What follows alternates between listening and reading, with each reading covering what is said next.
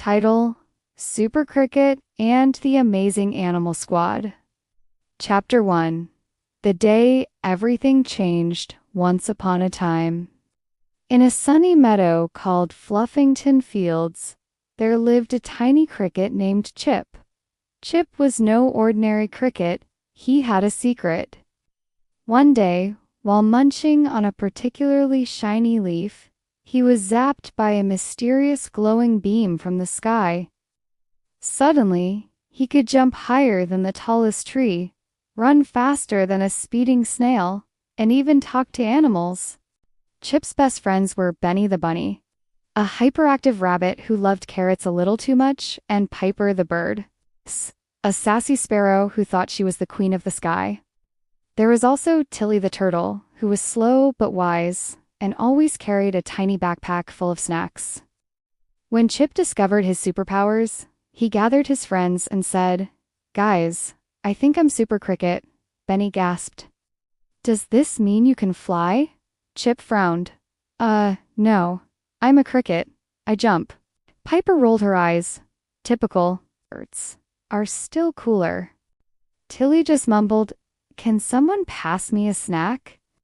All this excitement is making me hungry." And so, the adventures of Super Cricket and the Amazing Animal Squad began. Chapter 2. The Great Carrot Caper. One sunny morning, Benny woke up to find his entire carrot stash missing. "This is a disaster," he cried, hopping around in panic. "Who would steal my precious carrots?" Chip put on his superhero cape and declared, "Don't worry, Benny. Super Cricket is on the case."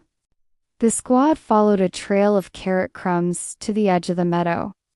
There, they found a grumpy snail named Gary, who was surrounded by half-eaten carrots. "Gary," Chip said, "did you steal Benny's carrots?" Gary sighed. "Yeah, but only because I was hungry. And also, I'm really slow, so stealing is easier than growing my own food." Benny gasped. "That's actually kind of sad." Tilly nodded. "Here, have a snack." She handed Gary a tiny piece of lettuce from her backpack. Gary sniffled. "Thanks, Tilly. You're the best." In the end, Benny forgave Gary, and they all shared a carrot feast. Piper, of course, refused to eat carrots because birds don't do vegetables. Chapter 3. The Great Sky Race. Piper was bragging about how she was the fastest flyer in Fluffington Fields. "I'm so fast, I could fly around the world in like 5 minutes, she said, puffing out her feathers. Chip raised an eyebrow. "Prove it." So, Piper challenged Chip, Benny, and Tilly to a race across the meadow. "Best one to the big oak tree is a rotten egg," she squawked. The race began, and Piper zoomed ahead. Chip used his super jumps to keep up, while Benny hopped as fast as his little legs could carry him. Tilly, of course, was in last place, but she didn't mind. "I'm just here for the snacks," she said, munching on a cookie. Suddenly, a strong gust of wind blew Piper off course, and she got stuck in a tree. "Help! I'm too fabulous to be stuck up here," she cried. Chip used his super strength to shake the tree, and Benny climbed up to rescue her. Tilly finally crossed the finish line, still eating her cookie. "I guess slow and steady wins the race," Tilly said with a wink. Piper groaned. "Ugh, I hate it when you're right." Chapter 4. The Mystery of the Missing Melody. One evening, the meadow was unusually quiet. The crickets were supposed to be chirping their nightly melody, but no sound came. "This is terrible," Chip said. "Without our music, how will the animals fall asleep?" The squad investigated and discovered that a grumpy old owl had stolen the crickets' instruments because he thought they were too noisy. "I just want some peace and quiet," the owl hooted. Chip thought for a moment. "What if we play you a lullaby instead? That way everyone's happy." The owl agreed, and the crickets played a soft, soothing melody. The owl fell asleep instantly, and the instruments were returned. Another victory for Super Cricket, Chip cheered. Benny yawned. Can we go to bed now? All this hero stuff is exhausting. Chapter 5. Tilly's Snacktastic Adventure. Tilly's snack stash was running low, so the squad decided to help her find more. They ventured to the berry bush, the mushroom meadow, and even the candy cane cave. Along the way, Benny ate half the snacks they found. Piper complained about carrying things, and Chip accidentally jumped into a puddle. In the end, Tilly's backpack was full again, and she shared her snacks with everyone. "You guys are the best," she said with a smile. Benny burped. "Thanks, Tilly. You're the snack queen." And so, the adventures continued. From battling mischievous raccoons to solving the mystery of the disappearing daisies, Super Cricket and the amazing animal squad proved that teamwork, laughter, and a little bit of silliness could solve any problem. The Great Bubble Blowout. One sunny afternoon, Benny found a strange bottle labeled Super Bubble Juice near the edge of the meadow. "Hey guys, look what I found," he said, holding it up. Chip squinted. "What does it do?" Benny shrugged. "Only one way to find out." He popped the cork, and a giant bubble shot out, trapping him inside. This is fun," Benny giggled as the bubble floated into the air. Piper rolled her eyes. "Great. Now we have to rescue the carrot-loving fluffball." Chip used his super jumps to try and pop the bubble, but it just bounced him back. Tilly suggested using a stick, but Piper had a better idea. "Stand back, amateurs. I'll handle this." She flew up and pecked the bubble with her beak, but it just stretched like rubber. "Oh," Piper said. "This is no ordinary bubble." Suddenly, the bubble burst, and Benny landed safely on a pile of leaves. But the bottle of Super Bubble Juice was still bubbling. It started creating more and more bubbles, trapping everything in sight: flowers, rocks, even a passing butterfly. "This is bad," Chip said. "Really bad." Tilly rummaged through her backpack. "I have an idea. Let's use this." She pulled out a bottle of soapy water. "How is that going to help?" Piper asked. "Trust me," Tilly said. She poured the soapy water on the bubbles, and they all popped instantly. "Tilly, you're a genius," Chip cheered. Tilly shrugged. "I just really like soap. It's bubbly." Chapter 7. The Case of the Sneaky Shadow. One night, the animals noticed a strange shadow lurking around the meadow. It was tall, spiky, and seemed to be following them. "What is that thing?" Benny whispered, hiding behind Chip. "I don't know," Chip said.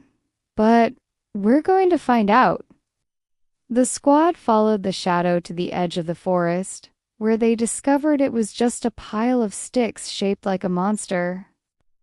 Behind it was a mischievous raccoon named Ricky, who was trying to scare everyone so he could steal their food. "Gotcha," Chip said, jumping out from behind a bush. Ricky froze. "This isn't what it looks like." Piper crossed her wings. "It looks like you're trying to steal our snacks," Ricky sighed. "Okay, fine. I was just hungry." Tilly handed him a cookie from her backpack. "Here, no need to scare anyone." Ricky's eyes lit up. "Thanks, Tilly. You're the best." From that day on, Ricky became the squad's occasional alliance snack thief. Chapter 8. The Great Meadow Talent Show. The animals of Fluffington Fields decided to host a talent show, and everyone was excited to participate. Benny practiced his carrot juggling, Piper worked on her aerial acrobatics, and Tilly prepared a snack-themed poetry recital. Chip, however, wasn't sure what to do. "I have superpowers, but I don't think that counts as a talent," he said. "Sure it does," Benny said. "You can, jump over stuff and save the day." That's cool. On the day of the talent show, Benny's juggling act ended with carrots flying everywhere. Piper's acrobatics were interrupted by a gust of wind, and Tilly's poetry made everyone hungry. When it was Chip's turn, He used his super jumps to create a dazzling light show by bouncing on glow-in-the-dark flowers. The crowd cheered, and Chip won first prize, a golden acorn trophy. "This is the best day ever," Chip said. Piper smirked. Yeah, the birds are still cooler." Chapter 9. The Mystery of the Disappearing Daisies. One morning, the animals woke up to find that all the daisies in the meadow were gone. "This is a disaster," Benny cried. "What will we use to make daisy chains now?" Chip put on his napkin cape. "Don't worry, Benny. Super Cricket is on the case." The squad followed a trail of muddy footprints to a nearby pond, where they found a family of beavers building a dam. The beavers had used the daisies to decorate their new home. "Hey, why did you take all the daisies?" Chip asked. The beavers looked guilty. "We just wanted to make our dam pretty," one of them said. Tilly smiled. "That's nice, but maybe you could leave some daisies for the rest of us." "Ah!" The beavers agreed, and the squad helped them plant new flowers around the pond. In the end, everyone got daisies, and the beavers' dam looked fabulous. "Another mystery solved," Chip said. Benny grinned. And another day saved by the amazing animal squad. Chapter 10. The Super Sleepover to celebrate their latest victory. The squad decided to have a sleepover in Chip's cozy tree stump. Benny brought carrots, Piper brought shiny pebbles, and Tilly brought enough snacks to feed an army. They told stories, played games, and even tried to make s'mores. "This is the best sleepover ever," Benny said, his mouth full of marshmallow. Piper rolled her eyes. "You say that every time," Tilly yawned. "I'm just here for the snacks." As they drifted off to sleep, Chip looked at his friends and smiled. "I'm so glad we're a team." Benny snored loudly in response. "Good night, everyone," Chip whispered. Apt at Chief 11, the Great Rainstorm Rescue. One day, a huge rainstorm hit Fluffington Fields, flooding the meadow and trapping a group of baby frogs on a tiny island. "We have to save them," Chip said. The squad sprang into action. Chip used his super jumps to carry the frogs to safety. Benny built a makeshift bridge out of sticks, and Piper flew overhead to guide them. Tilly, meanwhile, stayed on dry land and handed out snacks to the rescued frogs. "You must be hungry after all that swimming," she said. When the storm finally passed, the frogs thanked the squad with a chorus of ribbits. "Another job well done," Chip said. Piper smirked. "Yeah, but I did most of the work." Benny groaned. "Here we go again?"